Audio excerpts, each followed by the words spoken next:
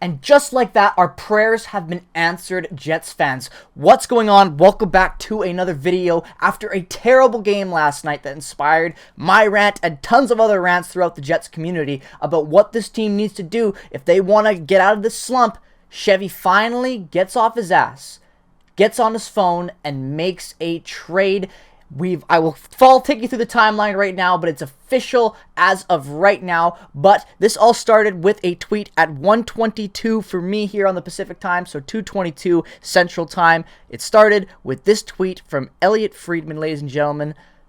Winnipeg acquiring Nino Niederreiter from Nashville. And we had no idea what the return was until just moments ago, 22 minutes later, the return for Nino Niederreiter, ladies and gentlemen, a 2024 second-round pick. Chevy, you're a wizard. I'm sorry I doubted you, but this is an insane move coming out of nowhere. Nobody had Nino Niederreiter on their list coming to Winnipeg. This is like the Paul Stastny 2.0 trade. No one saw that one coming. No one saw this coming. This is just incredible, and also very ironic the fact that the Preds farm team and the Moose right now are playing each other in Winnipeg. So I thought at first, I was like, okay, someone's got to be covering that game. Who's coming out of the lineup? What's going on there? Someone tell me something. But no prospects getting moved in this deal. We still have tons of assets going into the deadline, and we just got a great player for a 2024 second rounder. This is awesome. Take a look at his advanced stats. Nino Niederreiter is a super good puck moving forward that has just been solid his entire career at putting up good numbers points-wise and advanced stats-wise. This is his stats this year, that 90% WAR. Look at his even strength offense and his goals for 60 minutes. Like, the guy is great up there. His finishing is good. And as you can see right there, ladies and gentlemen, he has term. He has term. So again, more with the advanced stats. Take a look at it for all you stat nerds. I'm not going to dive too into it, as you guys know, but they're very good. And, you know, he's just a solid top six forward for this team. You know, definitely a good second liner. Maybe if you make another trade, you can bounce him back. But I think Nino Niederreiter is a perfect utility guy for this team on how he plays and exactly what this team needs. They need a puck-moving forward, a guy that passes well. Because, let's be real, the Jets have a hard time at passing the puck at times. So now you're going to have a guy that thinks pass first before goals, even though he's having a great season goal-wise. But nonetheless, though, Nino Niederreiter has term left. He is making $4 million this year and next year. So $4 million for a guy that's putting up a pretty damn good season this year. 28 points, 18 goals, 10 assists in 56 games played with the Nashville Predators. Last year, he had 44 points in 75 games. He's a solid middle sixer that can put up a good amount of points. Last year, like I said, 24 goals in 75 games. This year, he's already got 18, so he could pass last year's goal total. This could be a really underrated signing for the Winnipeg Jets, ladies and gentlemen. Like, this is huge. Like, a pick in next year's draft. A second in next year's draft. Like, I'm sorry, but that is amazing. Like, you look right now, they still haven't updated cap friendly yet, but we had every pick in next year's draft, every single one. So now we move out the second round pick. We don't have a second this year. We don't have a second next year. We still have our first and every other pick in next year's draft. So this year we have a first, a third, 2 fifths, and a 7th. So we still have our first round pick that we could potentially put in play to acquire even more talent potentially in the deadline, if that's where we go. Or it could be like, look at Max Domi, see if you can trade maybe a depth defense prospect and bring somebody like that. And I don't know what Chevy thinks, but at this point in time, Nino Niederreiter really solidifies this team a little bit up the on the wings with how he plays. Like, I really like this addition because he can slot up anywhere between the second and third line when the Jets are really healthy. He can pass. He can potentially play on the second power play. He's got term at $4 million for next year, so this is not a rental. You give up a second round pick for a guy you get for the remainder of this year and for the entirety of next year and as a trade deadline asset for next year. The Jets traded a second-round pick for Nino Niederreiter. If he can play as good for us this year and continues to play good next year going to the deadline, and depending on how things are going with the team, if they're looking to sell, you can get even something. You might be able to get that second-round pick back exactly for Nino Niederreiter.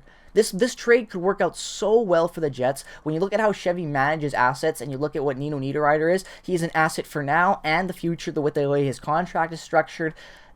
I love this move. Like, I did not see this coming at all. I didn't even think Nino Niederreiter was available in the trade market. But then all of a sudden, like I said, like Stastny a few years ago, you acquired this underrated guy, again, within Central Division trade, a Central trade, just like how it was with the Colorado that year. Like, I'm not saying this is all. This is just shades of that. This is the exact type of move that it was. I'm not going to say it's going to be the Paul Stastny move. He's going to have that much success here, but it's the exact same type of low-key move.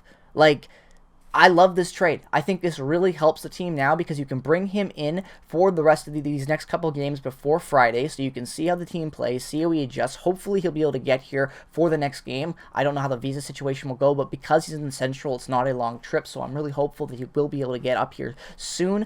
But if you can get Nino Niederreiter in for a game, maybe even two potentially, and then go into the deadline, look at this team, and be like, okay, what do we need to still do to, boost this up? I think this really could set things up nice for the Jets. I still think there's some work to be done, don't get me wrong, but this is a good step in the right direction, especially when you consider they only gave up a second-round pick. I was not going to lie, I was expecting a prospect going the other way. I really thought that it would be, some decent guy from this team. I don't know exactly who. I off the top of my head, maybe a guy like, I don't know. I really don't know. Maybe a guy like Daniel Torgensen, I thought, would be the guy in play. I don't know.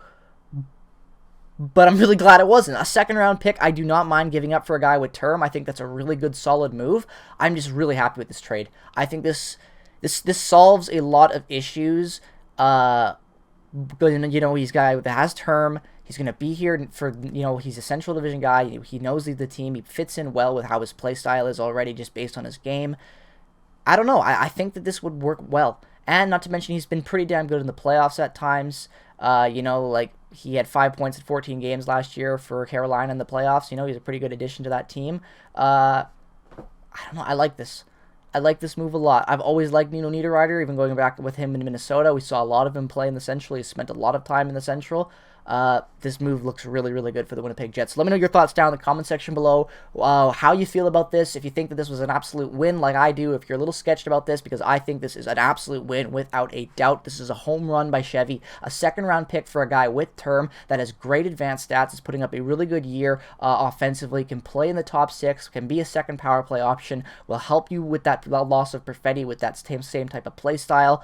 I think this really sets them up going to the deadline because they've only gave up a second. They have all the other assets at play, so if something else becomes available, you could still make that trade. I would still look at Nick Schmaltz, depending on what the asking price is there as well. Bring in two guys with term that would probably fit in really well with this top six, who don't have that much time left, who are making who are on fair contracts.